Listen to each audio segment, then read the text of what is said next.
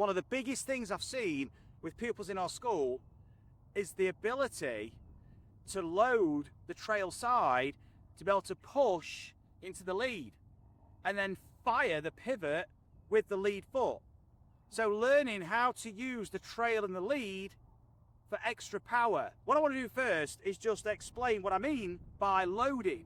Shifting pressure into that trail foot and then being able to push using that pressure and push our body mass forward into the lead side and then pushing off the floor to get that acceleration for the pivot to fire the levers. Let's talk about loading the trail side. I see a lot of people in the 1, 2, 3, 4 trying to force the 3, almost trying to fake it a little bit, shifting all the body mass into the lead side and getting the pressure across there way too early and almost getting stuck or pushing back way too early in the swing, almost creating more problems, but with good intention of shifting into the lead side, but just making life almost impossible time-wise to sequence the pivot and release the club. Let's have a look at loading the trail leg. So when I say trail leg, I'm talking about the footprint.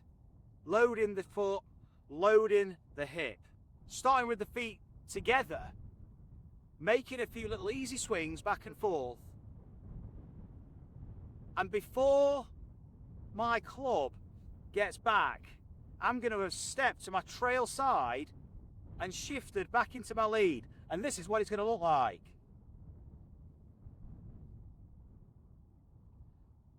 So with our feet together, allowing ourselves to swing the club, using this momentum to react to. So we're not controlling it, guys.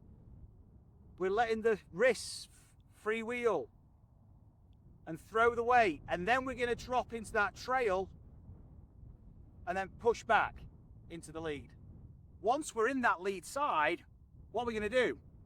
Well, we need to be able to push off and fire the pivot. Now, this is a 3-dimensional motion of our hip, because pushing our hip back, round and up will rotate the pelvis. And the way that we're pushing the hip back is by pushing off the floor from toe to heel. And this is what it's going to do. It's going to push back. So let's explore this exercise here where we're loading that lead hip, but we're using the footprint. We're going to use the toe. Your big toe is the trampoline. And that toe joint is so important for the spring in your swing, for the pop, to unweight. We don't want to be pulling and pushing into the floor, pulling off. This is not lawnmowers, pulling, stretching, lots of tension, driving it with the upper body. This is pushing off from the ground and letting everything just react effortlessly. If we use our movement IQ, we can really tap into efficient motion. It's just knowing where to load and how to fire the sequence, how to recruit these joint actions in a functional sequence, and at the right firing rate. How are they reacting to each other? That's the important thing, because the joints, they action, okay, we get mobility and then stability, and then the next joint actions with mobility and then stability. So there's a firing pattern of toe, ankle, knee, hip. And what we're going to do, we're going to accentuate this a little bit by taking a shoulder width stance, and we're going to counter rotate. So I'm rotating away from the direction I'm shifting to load that lead foot. I'm loading into that lead toe, and see, I'm loading the hip too. And this form here is ideal to fire the pivot, because this is a spring load. This is a natural collapse of the lead side. And this pronation of the foot, this loading pattern, allows us to tap into this firing sequence. So what we're going to do, we're going to then push back from the toe into the heel. And push the foot back. Push the heel of your foot into the back of the shoe and push that foot back. We're using a vertical force to push off and a shear force to move this hip back. Allow yourself to push it back. Just feel what it's like for the hip to get pushed back, up and away from the direction you intend to go. Because what this is going to do, it's going to fire the pivot, and the pivot throws the levers, and the angular momentum that you're creating with these levers, that's going to stabilize, that's going to counter your movement and stabilize the whole thing. So it's not going to look like this, because you've got a force that's pulling you that way, and we're going to oppose it.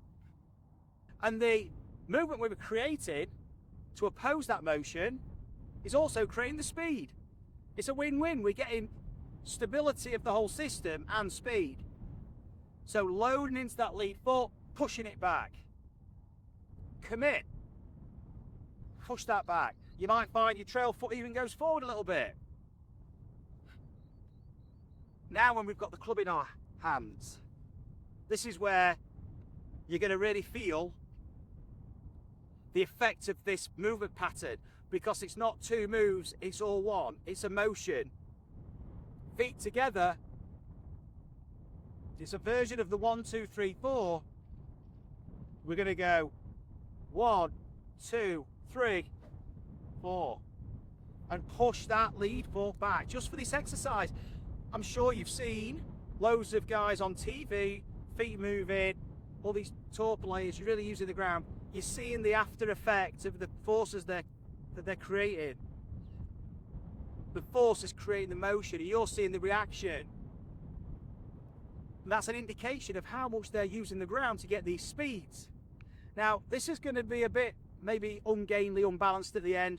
Don't worry about it, because when we go to a normal stance, a normal swing, you're going to learn where this motion takes you to, and you're going to start to habitualize to the follow through by letting it go and finding out where it takes you to, giving ourselves a chance to let the motion flow and let the motion take its own course, not putting the brakes on too early. So I'll go through it again. 1, 2, 3, 4. Now I'm going to have a swing without the ball with a normal stance. And you can start to feel that dynamic shift. We're getting pressure into that lead side way earlier. We're not hanging around on the trail side and posting and then shifting. Oh, that's going on. We're loading into the trail to be able to extend, rotate and push and shift us into that lead. All the motions blend into one. That flight started low. You could probably see I got a ball turf contact. Nice divot after the ball, because it's helping us get our low point forward. And the push off, even though I'm pushing off and rotating and pushing back, essentially, that's firing the pivot and releasing the club forward. And that force is counterbalancing us and keeping us stable. So we're getting a very stable low point. And the levers are releasing so late, because of the firing of the pivot, the low point's forward. The swing radius is widening later.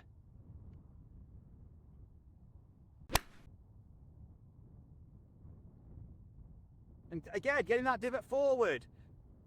There's no, my body weight's not going back, guys.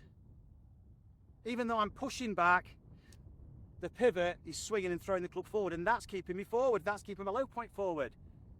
So this is how we're using the trail side, the loading of the trail side, to shift us into our lead, to push off, to fire the pivot, to stabilize that low point with a strong release, a powerful release, getting that, essentially that dynamic loft down, strike up the face and compression for ball speed, but ball speed with a lower spin and a lower trajectory. You can hit some shots, guys, by ripping the foot back. I would try it. Feet together, just as an exercise. 1, 2, 3, 4. Rip the foot back with the exercise. The follow through might feel a little bit ungainly, like I said, unbalanced. That dynamic balance is going to take care of itself when we go to a normal stance in a swing, but commit to the same move. but the club balancing this action out is going to reduce all these motions.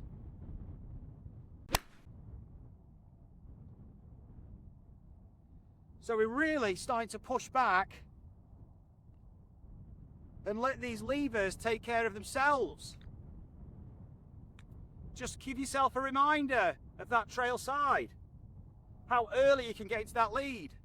Give yourself a reminder of how you can push off with that lead. Push back, but push the heel back from the toe, using the toe to push the heel back. It slides the foot back, pushing the hip back, firing the pivot.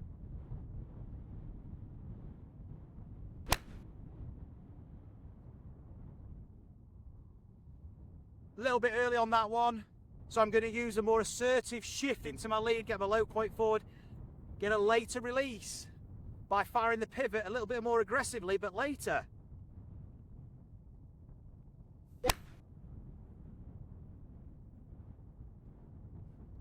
So I got the strike forward, I stayed on my lead toe, and that's the thing about these exercises, you're going to start to get a sense of how you're using your feet.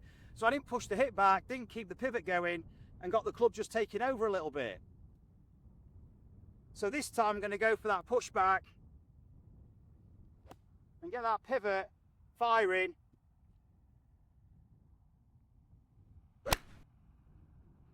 That's way better. Neutral ball flight, ball turf, lazy pivot, that's the thing. My lead leg, I'm not pushing off, getting that hip back enough, firing fast enough. But this is the importance of these exercises, identifying these critical features of your movement that you can delve into and reorganize so you get that efficient sequence and use that trail leg to load the lead, push off, fire that pivot for that speed.